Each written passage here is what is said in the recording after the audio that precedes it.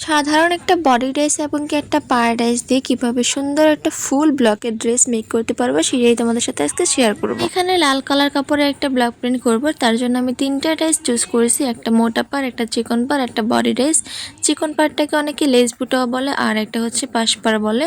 আর এখানে আমি লাল কাপড়ের জন্য তিনটা কালার নিয়েছি, একটা হচ্ছে ল্যাভেন্ডার কালার মানে পার্পল কালার, আর একটা হচ্ছে মিষ্টি কালার, আর একটা আমার আগে বানানো ছিল রেডি কালারটা, এটা হচ্ছে নীল কালার ছিল, এটা হচ্ছে নিউটেক্স দিয়ে তৈরি করা রং ছিল। যেহেতু লাল কালার কাপড়টা গাঢ় কালার, তো এটাতে আমার হোয়াইট পেস্টের রং দরকার ছিল। হোয়াইট পেস্ট দিয়ে হচ্ছে আমি জলছাপের কালারটা মিষ্টি করেছি, গলার এবং কি পাড়ের কালারটা পার্পল করেছি।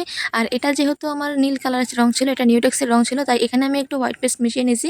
হোয়াইট পেস্ট মেশানোর পরে নীল কালারটা কিন্তু এই যে আকাশি কালার হয়ে গেছে, আপনারা দেখতে পাচ্ছেন।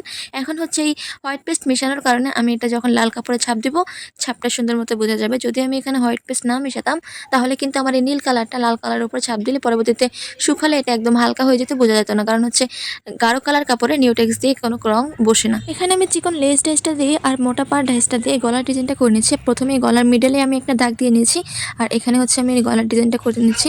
খুব সুন্দরভাবে কিন্তু আমি ডিজাইনটা করতেছি। আর এখানে আমার বাচ্চারা একটু নাড়াচাড়া করতেছিল, তাই হচ্ছে আমার ডিজাইনটা এক জায়গাতে একটু ফাঁকা হয়ে গেছে। গাঢ় যে কোনো কাপড়ের জন্যই কিন্তু হোয়াইট পেস্ট পদ্ধতিতে রং গুলতে হয়, নাহলে কিন্তু রংটা বসবে না কাপড়ের মধ্যে। বসলেও পরবর্তীতে শুকালে এটা ছাপটা হালকা হয়ে যাবে।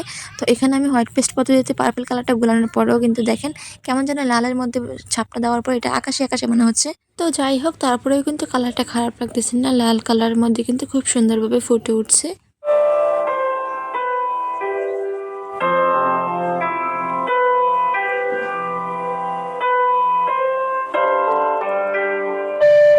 তোমরা দেখতেই পাচ্ছ যে নিচে একদম মানে যখন আমার ডিজাইনটা শেষ হয়ে যাবে, সেক্ষেত্রে হচ্ছে আমার ঢাইসটা বাড়তি থাকলে আমি কাগজ দিয়ে নিই, যাতে ডিজাইনটা অন্য খালি জায়গায় না লেগে যায়। তো আমার গলার ডিজাইনটা করা শেষ। এখানে হচ্ছে আমি নিচের পাড়ের ডিজাইনটা করতেছি।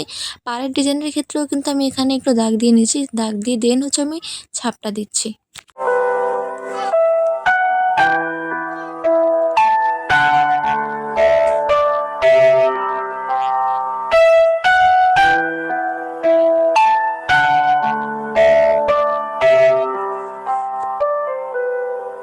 নিচের পাড়টা আমি 3 শেডে দিয়েছি। প্রথমে হচ্ছে মোটা পাড় দিয়ে দেন হচ্ছে উপর দিয়ে আবার চিকন পাড় দিয়ে দিয়েছি। চিকন পাড় দেওয়ার পর এর উপর দিয়ে আবার আমি একটা মোটা পাড়ের ডিজাইন দিয়েছি।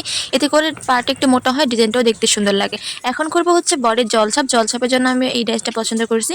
জলছাপের ক্ষেত্রে কিন্তু আমাদের যে কালার কাপড় হয় ওই কালার রং দিয়ে গুলতে হয় হোয়াইট পেস্ট পদ্ধতিতে। লাল কালার রংটা আমি হোয়াইট পেস্ট পদ্ধতিতে গুলার পরে কিন্তু এটা এই কালারটা এসছে, তার মানে হচ্ছে আমার লাল কালার কাপড়ের জন্য এটাই আমার জলছাপের রং হয়ে গেছে। এটা যেহেতু এখন একটু গাঢ় হলেও এটা যখন একটু শুকায় যাবে, মানে একদম পারফেক্টলি শুকায় যাবে, তখন কিন্তু একদম জলছাপের মতোই হালকা হবে। আর জলছাপগুলো কিন্তু সবসময় হালকা হয় ডিজাইনটা। আপনাদের কার কাছে কেমন আমি জানি না, তবে আমার কাছে জলছাপের ব্লক প্রিন্টের জামাগুলো অনেক ভালো লাগে, মানে থ্রি পিসগুলো অনেক ভালো লাগে। এটা হচ্ছে বেশি গাঢ়ও হয় না, হালকাও হয় না, পুরোটা বডি একদম ভরা থাকে, সুন্দর লাগে আমার কাছে অনেক।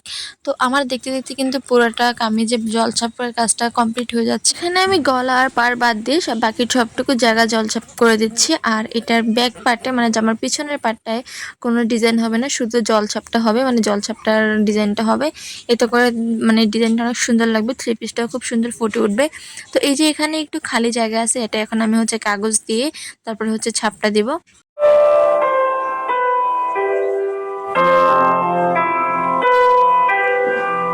সো এই যে আমার ব্লকের থ্রি পিস পুরাই কমপ্লিট, আর এটা হচ্ছে তার ফাইনাল লুক। কেমন হয়েছে অবশ্যই জানাবা। ভিডিওটা ভালো লাগলে একটা লাইক করে দিবা, আর পেজটা যারা ফলো করনি এখনো দ্রুত ফলো দিয়ে দাও। আজকের মতো এতটুকুই, টাটা।